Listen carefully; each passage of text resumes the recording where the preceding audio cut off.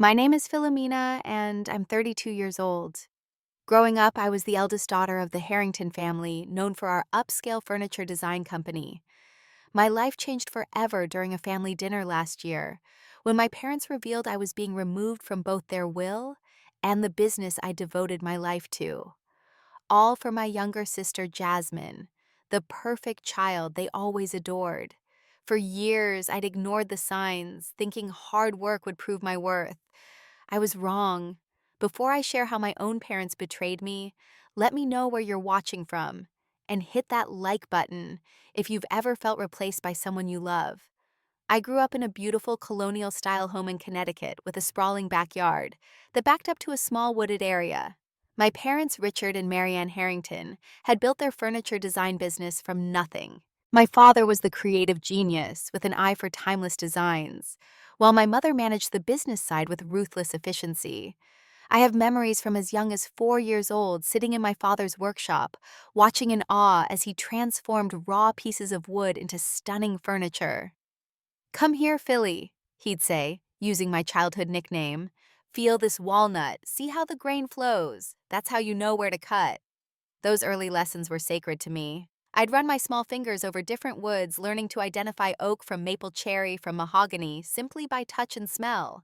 My father seemed proud of my natural interest, often telling visitors, "Philomena has the touch. She'll be running this place someday." My mother was different. Always impeccably dressed, with not a hair out of place, she was the driving force that turned my father's talent into a thriving business. While my father taught me craftsmanship, my mother was busy in her office making calls and reviewing contracts. She wasn't cold exactly, just practical to her core. "Business doesn't run on creativity alone," she would say. "It needs structure and strategy." When I was 3, my sister Jasmine was born.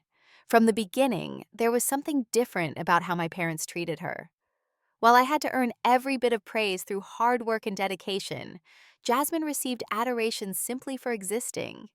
She was a beautiful baby with perfect features and a temperament to match. "Look at those eyes," my mother would coo. "She's going to be something special." As we grew, the pattern continued. I worked diligently at school, bringing home straight A's, only to receive a distracted, "Good job, Philomena." Meanwhile, Jasmine's B-plus grade would warrant a celebration dinner and excessive praise about her balanced approach to life. Our home was filled with these subtle inequalities. My room was neat and functional, while Jasmine's was redecorated regularly to suit her changing tastes. Family photos featured Jasmine front and center with me, often positioned slightly to the side. Despite this, I genuinely loved my sister. 3 years younger, Jasmine had a charisma that drew people to her. She could light up a room with her smile and charm anyone within minutes. Part of me couldn't blame my parents for being captivated by her, but another part ached for equal recognition of my own qualities. By the time I reached my teenage years, I had become my father's unofficial apprentice in the workshop. I knew every detail of the production process and had begun sketching my own designs. My father would occasionally incorporate elements of my ideas into his work, though rarely with attribution. "The Harrington touch is in your blood," he'd say, ruffling my hair like I was still a child. My mother began teaching me about business operations as well, walking me through inventory systems, supplier negotiations, and profit margins. I absorbed it all, building my knowledge base with the clear goal of one day taking over the family legacy. "You need to understand this business from the ground up." My mother would instruct her tone, making it clear this was about obligation rather than opportunity. Jasmine, meanwhile, seemed to float above such practical concerns. While I spent summers working in the shop learning every aspect of the business, she attended prestigious art camps or traveled with friends. Yet somehow, when she would casually mention an observation about a furniture trend or suggest a new marketing approach, my parents would react as though she'd revealed some profound business insight. "You have such natural instincts," my mother would gush, while my father nodded in agreement. I tried not to let it affect me. I told myself that my dedication would eventually speak for itself, that my parents' plans for the business must include me, given all the preparation they were putting me through. Looking back, I was naively optimistic, mistaking being used for being valued. The Harrington Furniture Design Company continued to grow throughout my childhood. What started in our garage expanded to a small factory, then to a proper manufacturing facility with showrooms in 3 states. By the time I was finishing high school, we had become one of the most respected names in high-end custom furniture on the East Coast. "All of this will be yours someday," my father once said, as we stood surveying the main production floor. The pride in his voice made my heart swell. I now wonder if he was already lying or if the plans changed when Jasmine expressed interest in the business years later. Either way, those words would come back to haunt me. When it came time for college decisions, there was never any question in my mind. I applied to the top design schools in the country, eventually choosing to attend the Rhode Island School of Design to study furniture design and business management. My parents approved of my choice, though I couldn't help noticing they didn't seem particularly excited. "It's a practical decision," my mother commented. "You already know the business." I had considered exploring other creative fields. Interior architecture had caught my interest, and I had a talent for sculpture that my high school art teacher had encouraged me to develop. But the family business was my North Star. I put aside those other interests to focus entirely on becoming the best possible asset to Harrington Furniture Design. College was eye-opening in many ways. For the first time, I was surrounded by people who valued my creative vision and work ethic without comparing me to anyone else. My professors praised my technical skills and pushed me to develop my own aesthetic, rather than simply replicating my father's style. "You have a unique perspective, Philomena," my design professor told me after reviewing my midterm project. "There's a lightness to your work that feels fresh while still honoring traditional craftsmanship." During those years, I flourished creatively, developing a style that married the classic elements of my father's work with more contemporary lines and functionality. I kept meticulous journals of designs and ideas, planning collections I hoped to propose once I joined the company full-time. While my classmates spent summers interning at various design firms or traveling for inspiration, I returned home every break to work at the family business. I rotated through departments, spending time in production, sales, marketing, and design, building relationships with the employees and learning every aspect of operations. Most college students enjoyed their freedom, but I was laying the groundwork for my future. Meanwhile, Jasmine was enjoying the typical teenage experience, attending parties and changing her mind about potential careers every few months. It was during my sophomore year that I met Thomas, a fellow design student with a focus on sustainable materials. Thoughtful and quietly confident, he was the first person who seemed to truly see me. "You're always trying to prove yourself," he observed one night as we worked late in the studio. "But you don't have to. Your work speaks for itself." Our relationship developed naturally, bonding over shared creative passion and long conversations about design philosophy. Thomas encouraged me to value my own vision and to recognize when I was seeking external validation. "Your parents' approval isn't the measure of your worth," he would say, somehow seeing the dynamic I'd never explicitly described. I graduated with honors, my final project winning the department's annual Excellence Award. My parents attended the ceremony, of course, offering polite congratulations, while saving their genuine enthusiasm for the dinner afterward, when the conversation turned to how quickly I could start full-time at the company. "We've created a position for you in the design department," my father announced. "Junior designer reporting to me. You'll need to earn your way up, of course." I was thrilled to officially join the family business, even in an entry-level position. Thomas was less excited, having received an offer from an innovative design studio in Seattle. "Come with me," he suggested. "You could work anywhere with your talent. Why limit yourself?" But I couldn't imagine abandoning the path I'd been working toward my entire life. We tried long distance for a while, but the demands of my new role, where I consistently worked 12-hour days to prove myself, left little time for maintaining our relationship. After 8 months, Thomas called to end things. "You're choosing a family that doesn't appreciate you over your own happiness," were his parting words. At the time, I thought he was being unfair. Now, I recognize the truth in his assessment. My first years at Harrington Furniture were productive but challenging. I threw myself into creating a new line of dining furniture that combined our traditional craftsmanship with more accessible pricing and modern sensibilities. When the collection launched, it increased company sales by 30% within 2 quarters. My parents' reaction was tepid at best. The numbers are good, my mother acknowledged during the quarterly review, though we should monitor returns closely. Sometimes trendy pieces don't hold up. Meanwhile, Jasmine had enrolled at Cornell's business school after taking 2 gap years to find herself through traveling. My parents spoke of her decision with reverent tones, as though she were embarking on a noble quest, rather than following a fairly standard path after delaying her education. Jasmine is getting a world-class business education, my mother would tell anyone who would listen. She'll bring such valuable perspective to the company. The fact that I had already completed both design and business coursework plus had years of hands-on experience seemed entirely forgotten. When Jasmine came home for breaks, family dinners became showcases for her to share business theories and case studies she was learning. My parents would listen with rapt attention, asking questions, and praising her insights, while my actual business accomplishments went unmentioned. Despite the growing resentment I felt, I remained dedicated to the company. At 25, I was promoted to department head of new product development, managing a team of 5 designers. It was progress, though I couldn't help noticing that my advancement seemed to come at a deliberately measured pace. By this point, Thomas and I had been broken up for over a year. He'd recently been featured in a design magazine for his work with sustainable materials, looking happy and fulfilled. I wondered sometimes what my life might have been like if I'd chosen differently. But then I'd push those thoughts aside. The Harrington legacy was my responsibility, my birthright, or so I believed. After 7 years of working my way up through the family business, I had established myself as a valuable asset to the company. My designs had won 3 industry awards, and I had cultivated strong relationships with our network of artisans and suppliers. Many of these craftspeople preferred to work directly with me, appreciating my understanding of both the creative and technical aspects of furniture production. "You speak our language," Mario, our master woodworker, once told me. "You understand what's possible in a way your father used to before he got caught up in the business side."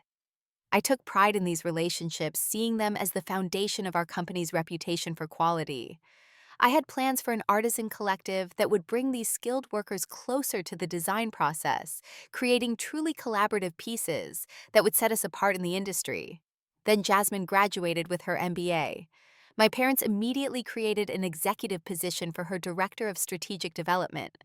Despite having zero practical experience in our industry, she was given authority over long-term planning and brand direction responsibilities that would typically require years of industry knowledge. The announcement was made during a company-wide meeting with my mother, presenting Jasmine as though she were a prized consultant they'd managed to recruit. With Jasmine's fresh perspective and cutting-edge business acumen, Harrington Furniture will enter a new era of growth and innovation, my mother declared, beaming with pride. I sat silently, feeling the eyes of longtime employees on me. Many of them had watched me grow up in this business, had trained me, had seen my dedication. Their uncomfortable expressions said everything that couldn't be spoken aloud. That evening, I requested a private family meeting. In our parents' living room, the same space where we'd gathered for countless family discussions over the years, I finally confronted the obvious favoritism. "I've devoted my entire education and career to this company," I said, working to keep my voice steady. "I've proven myself over and over. Why is Jasmine being handed an executive position while I had to earn every small promotion?" My mother's response was immediate and cutting. "Philomena, you need to earn your place. You have technical skills, yes, but Jasmine has natural leadership talent and strategic vision. Not everything is about time served." I looked to my father, expecting him to defend me or at least acknowledge my contributions. Instead, he stared down at his hands, silent in a way that spoke volumes. Jasmine sat with a small, satisfied smile, occasionally nodding as my mother spoke about meritocracy and natural aptitude. I left that meeting with a renewed determination to prove my worth. Over the next several months, I worked even harder, focusing on landing a contract with Meridian Hotels, a luxury chain that would significantly expand our commercial presence. After countless presentations, sample productions, and negotiation meetings, I secured a deal worth $8 million annually, the largest contract in our company's history. I was elated, certain that this achievement would finally earn me the recognition I deserved. At the board meeting where I presented the finalized contract, something unexpected happened. As I concluded my presentation, Jasmine smoothly stood up. "I'd like to thank the board for supporting the strategic direction I've been implementing," she said. "When I identified the hospitality sector as a growth opportunity, I knew we had the design capabilities to succeed. I'm so pleased that Philomena was able to execute on this vision." I froze, stunned by the blatant credit theft. What was more shocking was that my parents nodded along with my mother, adding, "This is exactly why fresh perspectives are so valuable." No one acknowledged that the Meridian relationship had been my project from conception to completion, initiated long before Jasmine joined the company. No one seemed to remember that I had included hospitality expansion in my 5-year plan, presented 2 years earlier. That evening, I tried to speak with my father privately in his workshop, the place where I felt our connection was strongest. "Dad," I said, as he sanded a table edge, the familiar rhythmic sound, temporarily comforting, "You know that the Meridian contract was entirely my project. Why did you let Jasmine take credit?"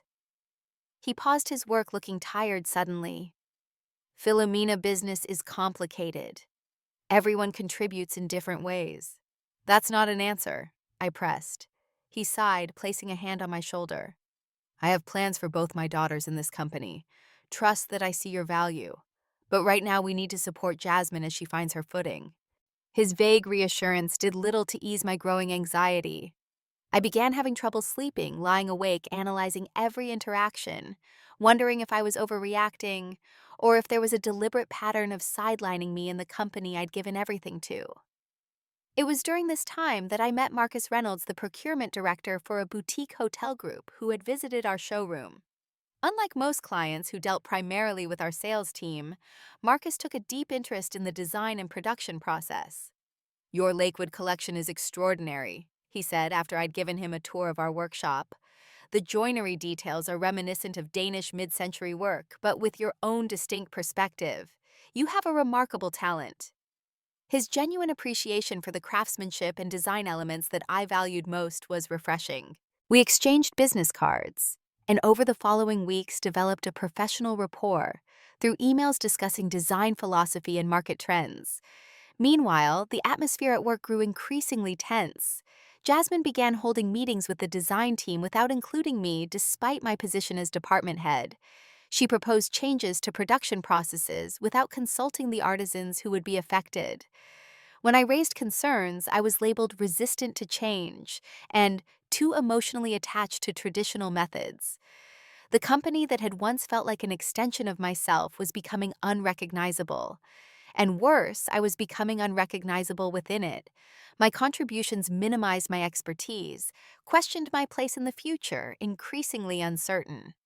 The day that changed everything was deceptively ordinary. My mother had invited the family for Sunday dinner at their home, something we did every few weeks. I arrived with a bottle of my father's favorite wine, hoping to improve what had been an increasingly strained relationship.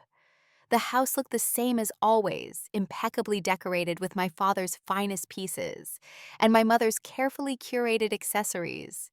Family photos lined the entryway, chronicling the growth of the business alongside our family milestones. "Philomena, right on time." My mother greeted me with her standard kiss on the cheek.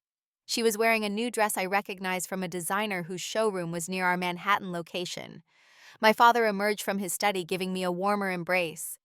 "There's my girl. How's the new design coming along?" We moved to the living room for appetizers, making pleasant small talk about industry news and recent projects. When Jasmine arrived 20 minutes late, something that would have earned me a lecture on professionalism, my parents simply smiled indulgently. "Traffic was insane," Jasmine explained, though she lived closest to our parents. "I brought dessert to make up for it." Dinner started normally enough. We enjoyed my mother's roast chicken with seasonal vegetables, a meal she'd been perfecting for years. The conversation flowed easily, focused mainly on reminiscing about the early days of the business. "Remember that first trade show?" My father laughed. "We could barely afford the booth fee, and your mother stayed up 3 nights straight finishing the brochures." "We've come so far," my mother said, reaching for my father's hand. "From that tiny workshop to showrooms in 3 states. It's more than we ever dreamed." The nostalgia created a warm atmosphere, momentarily easing the tension of recent months. I allowed myself to relax, to feel connected to my family and our shared history. It was during coffee and dessert that everything shifted. We actually wanted to discuss something important tonight. My father said, his tone suddenly serious. As you know, your mother and I have been thinking about succession planning for the company. My heart quickened. Finally, I thought they were going to formalize my role in the company's future. We've given this a lot of thought, my mother continued, and consulted with our advisors about the best structure moving forward. My father cleared his throat.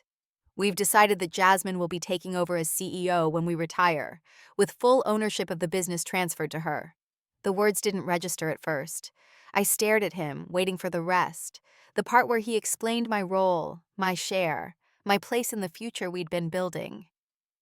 Philomena, my mother said, filling the silence. You'll receive a financial settlement, of course. We're not leaving you with nothing, but we believe Jasmine has the vision to take the company to new heights. I felt as though I'd been plunged into ice water. A financial settlement, I finally managed.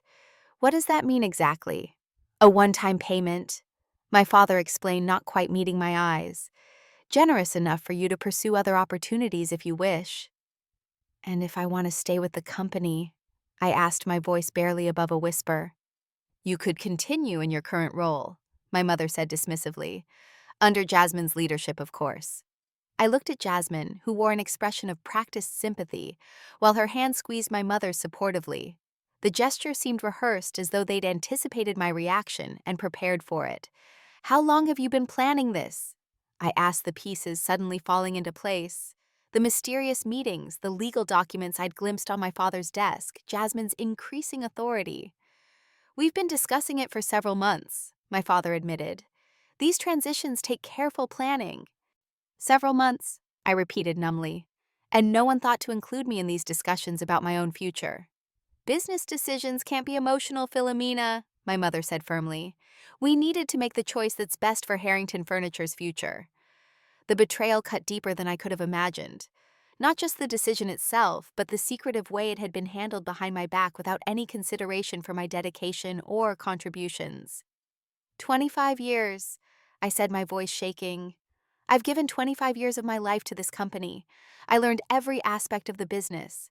I created designs that won awards. I built relationships with artisans who trust me.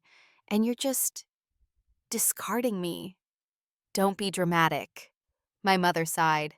No one is discarding you, but leadership requires certain qualities that Jasmine naturally possesses. Something in me snapped.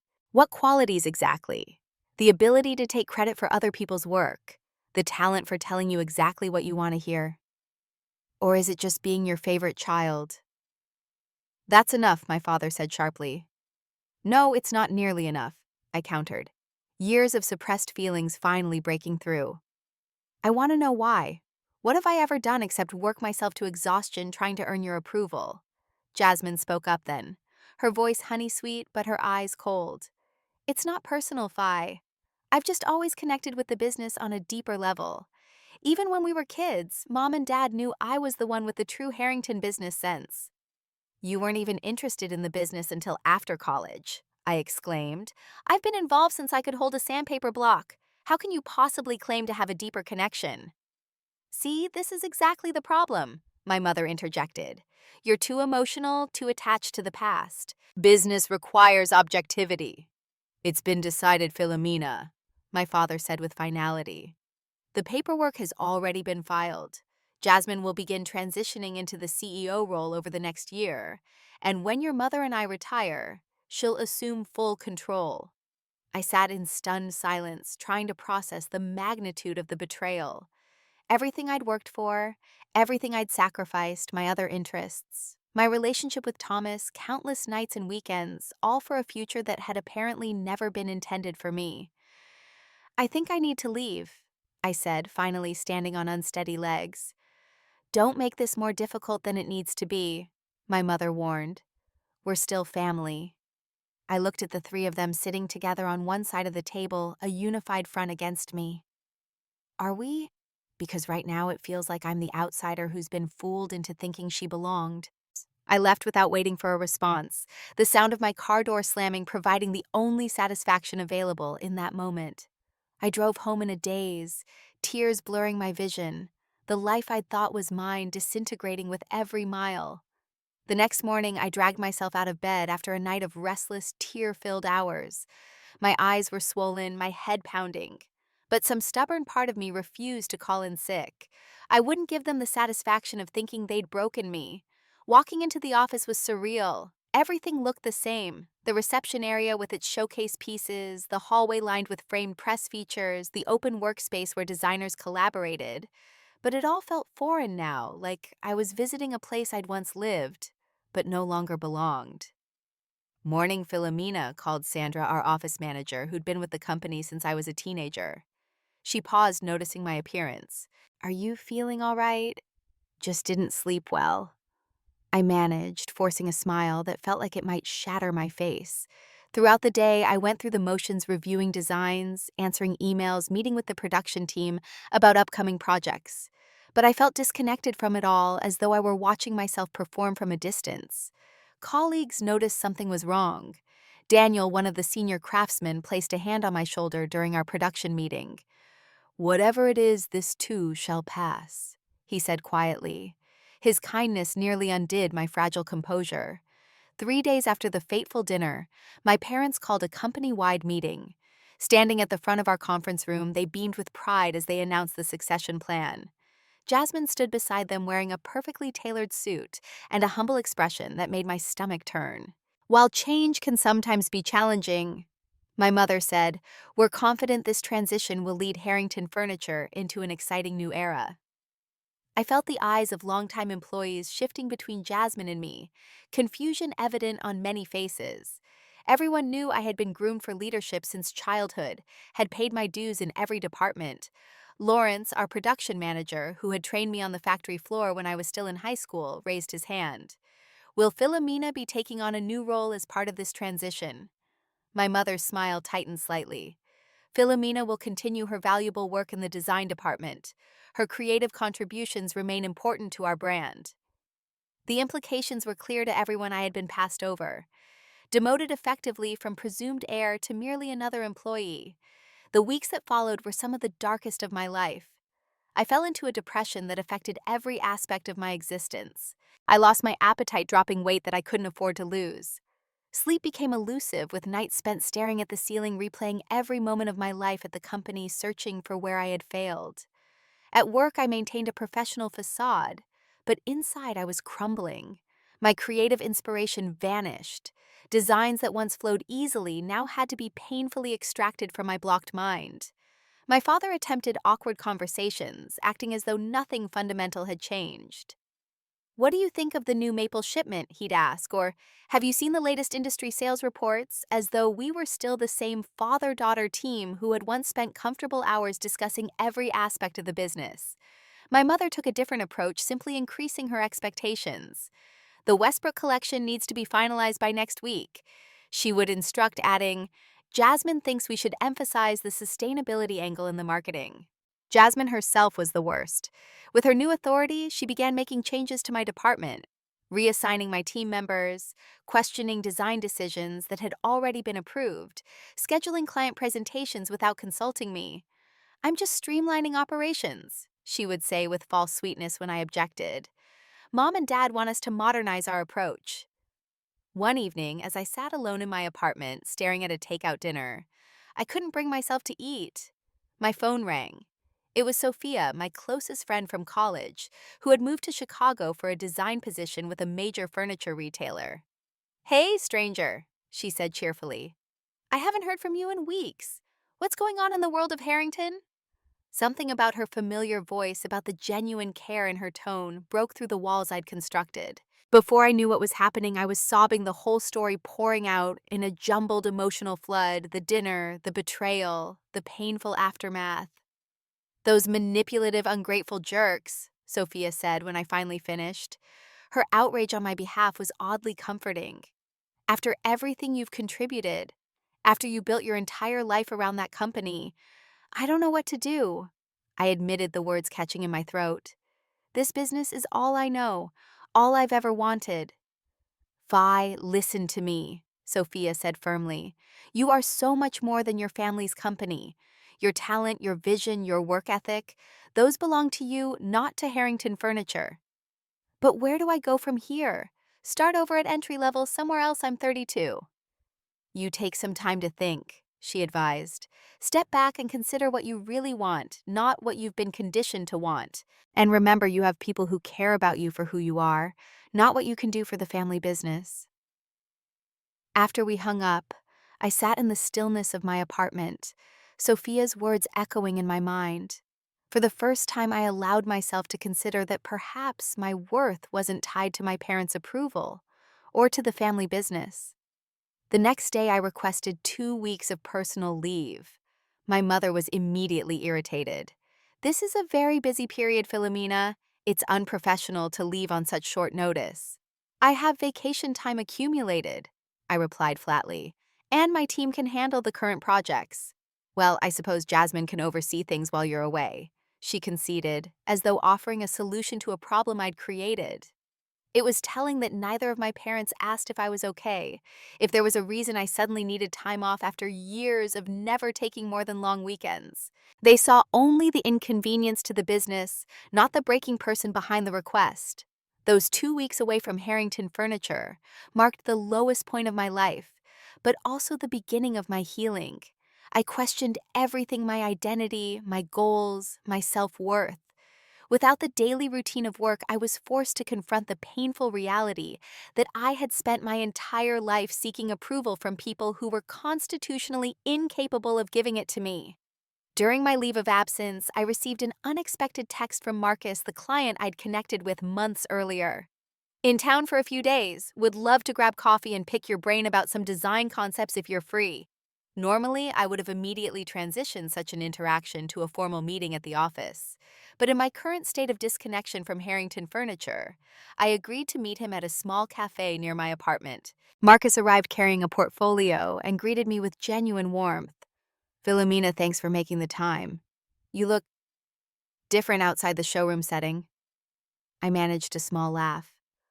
Less corporate, you mean? More authentic, he corrected, studying me with perceptive eyes. Everything okay? Perhaps it was his direct question, or maybe it was simply that he was removed from the tangled web of my family dynamics. But I found myself sharing the broad strokes of my situation. So essentially, I've discovered that 25 years of dedication count for nothing when measured against being the favorite child. I concluded, trying to keep the bitterness from my voice. Marcus was quiet for a moment. That's incredibly difficult, and painfully common in family businesses, unfortunately. Then he opened his portfolio. I actually have something I'd like to discuss with you, and perhaps the timing is better than I realized. What he shared changed everything.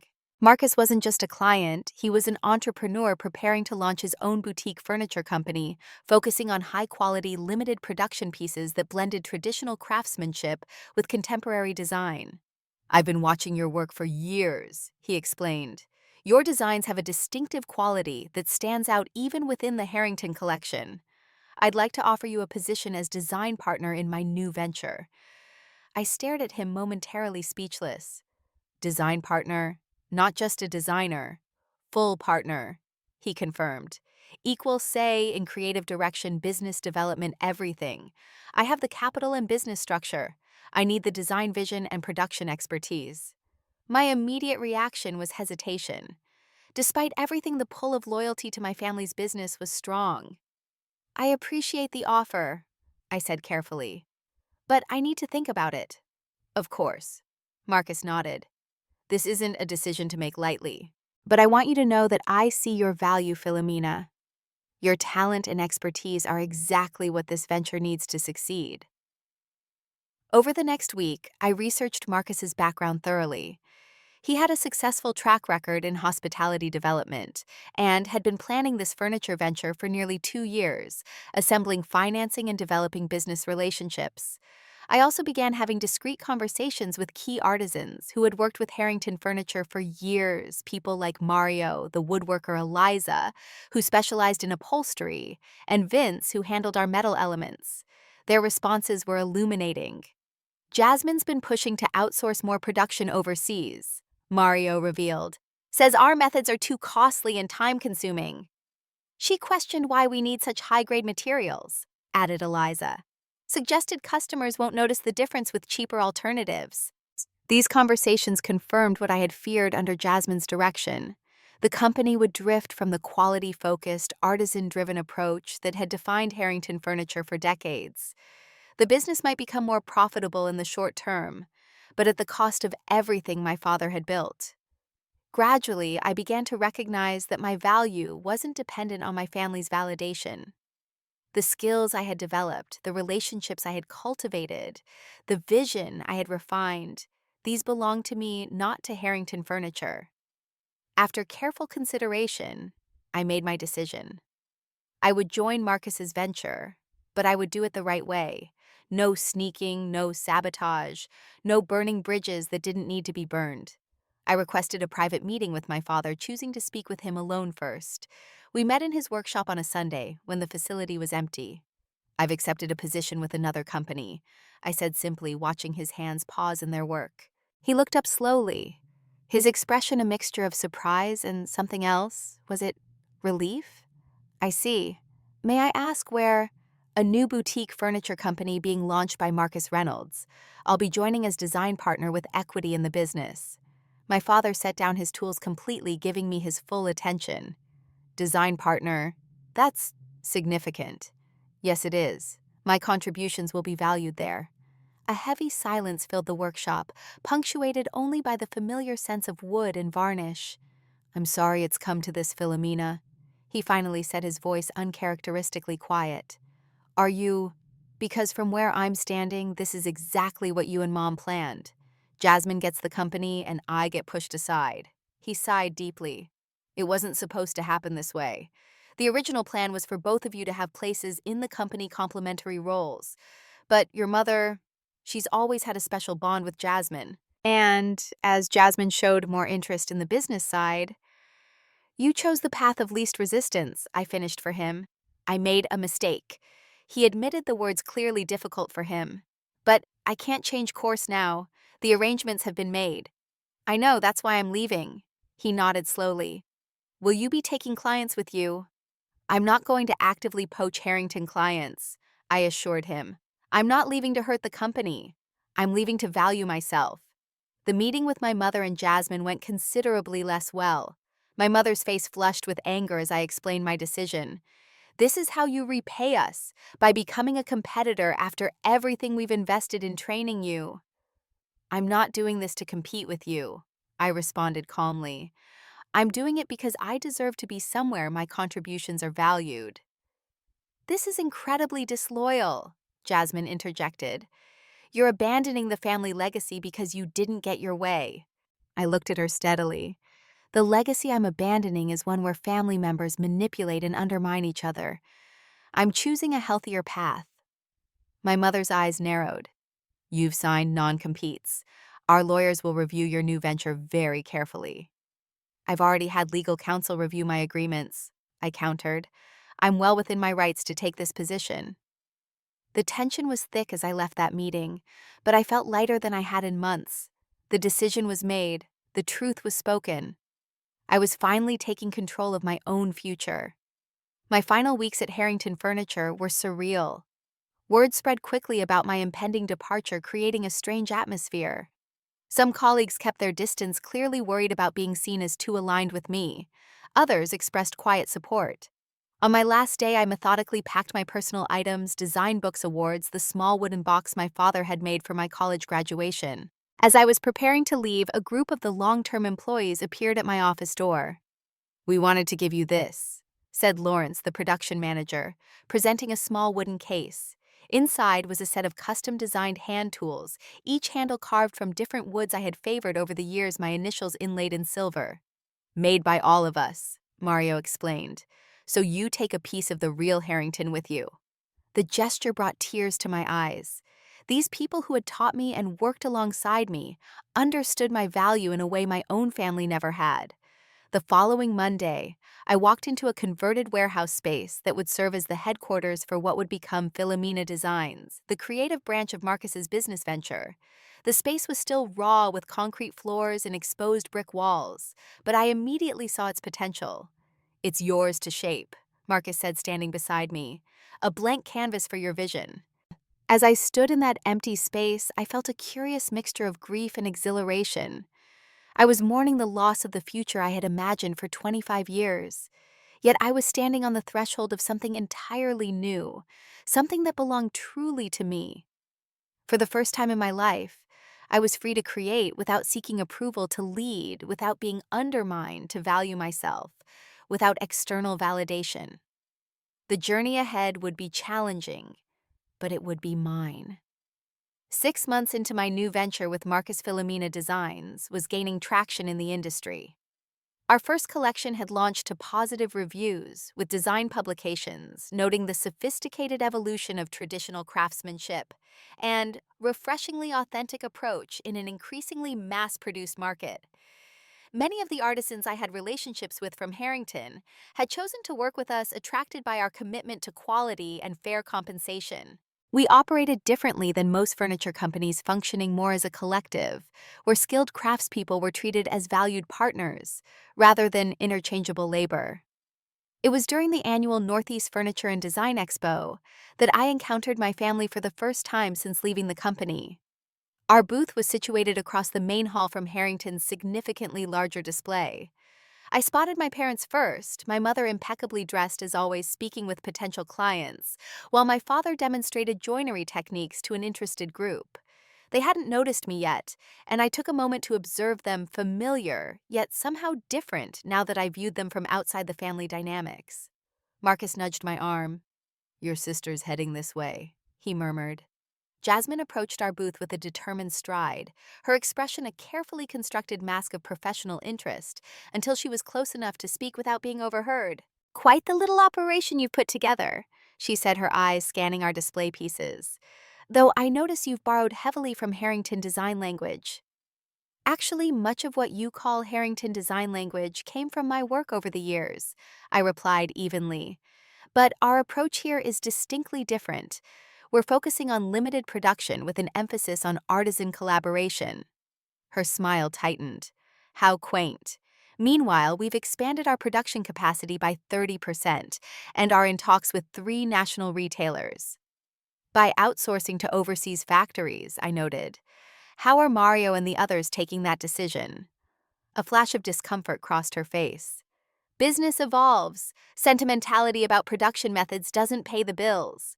"Quality and authenticity do, though," I countered, "at least for the clients who truly value craftsmanship."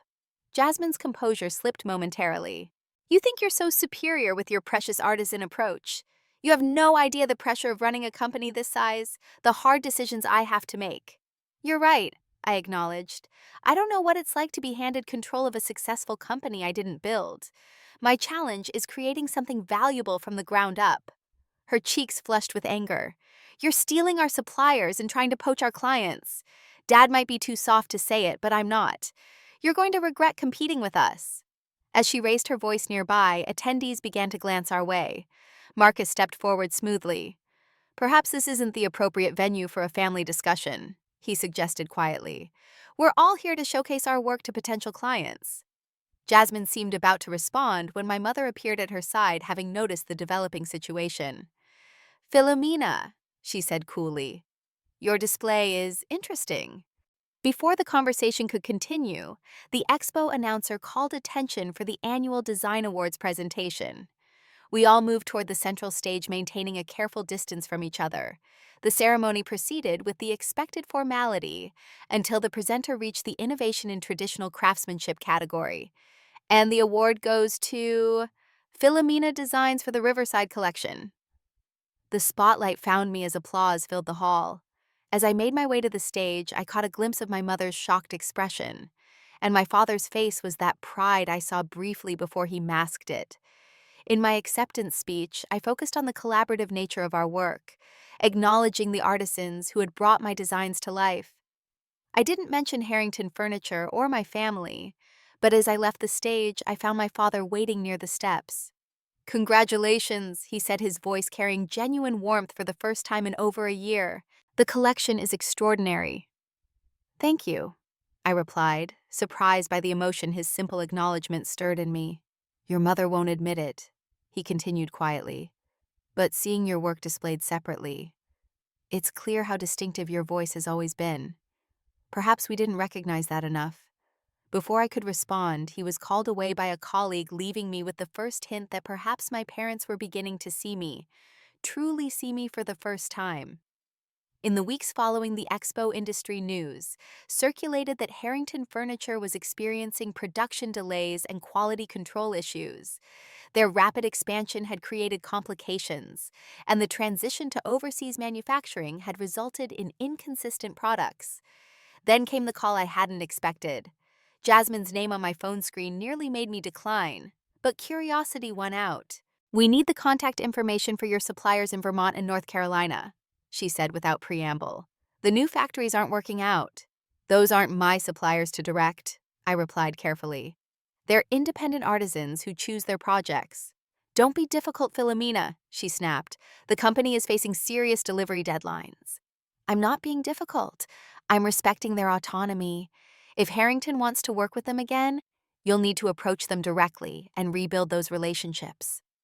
After a tense silence, Jasmine's voice came back softer, almost vulnerable. "I didn't realize how much you managed behind the scenes. Everything's falling apart without your relationships."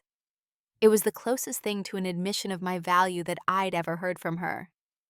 "I can't just hand over contacts," I explained, "but I could facilitate a conversation, not as a favor to you, but because those artisans deserve steady work, and some might welcome it if the terms are right."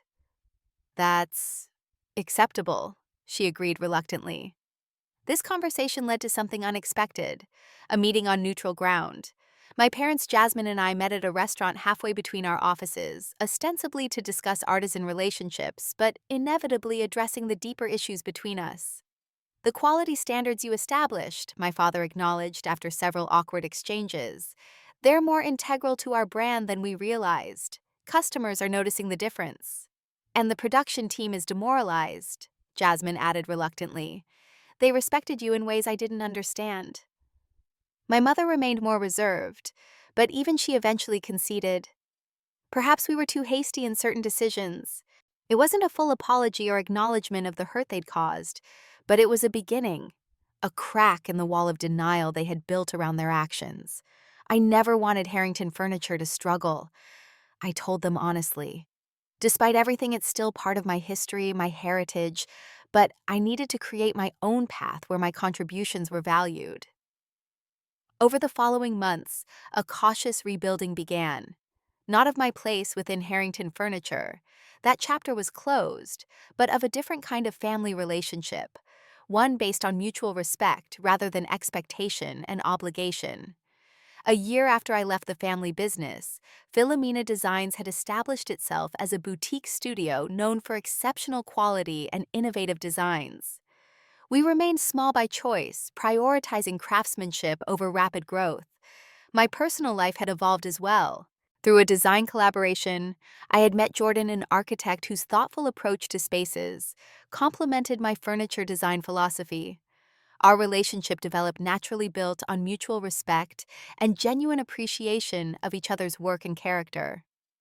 "You're different now," Jordan observed one evening as we discussed a joint project. "The way you talk about your designs, there's a confidence that comes from within, not from seeking external validation." He was right. The painful experience of being discarded by my family had ultimately forced me to discover my intrinsic worth separate from their approval. My relationship with my parents had reached a state of détente. We would never be as close as I had once hoped, but there was a new honesty between us. They had come to respect my success, even if they couldn't fully acknowledge their role in driving me away. Jasmine and I maintained a professional courtesy. The competition between our companies had actually pushed both to excel in different ways. Harrington returned to its quality roots while expanding strategically. Philomena Designs established a niche for limited edition artisan crafted pieces that commanded premium prices. Looking back on the journey, I realized that losing my place in the family business had actually freed me to find myself. The legacy I thought I wanted had been replaced by something more meaningful, a life and career built on my own terms, where my value wasn't determined by someone else's approval. The betrayal that once seemed unbearable had become the catalyst for genuine independence. In being excluded from their will and business, my parents had unwittingly given me the greatest gift possible, the push I needed to create something truly my own. Have you ever had to rebuild your life after a betrayal from those you trusted most? Share your story in the comments below. If this resonated with you, please like and subscribe to hear more stories about finding strength through difficult family dynamics. And remember, sometimes the future you build for yourself turns out to be far better than the one others planned for you. Thank you for listening to my journey, and I hope it gives you courage if you're facing your own version of starting over.